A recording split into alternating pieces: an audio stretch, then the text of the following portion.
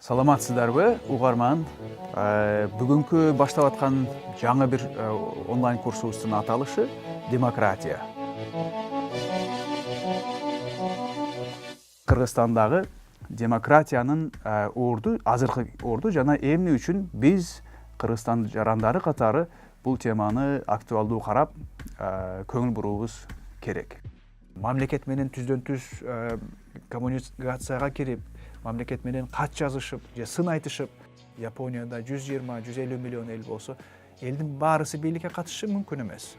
Агартуудун эң соңку баскычтарында индустриализация деген кубулуш пайда болгон. Жакшы, сапаттуу демократияга жетишүү үчүн керектүү болгон максат деп баса белгилесек, менимче туура болот.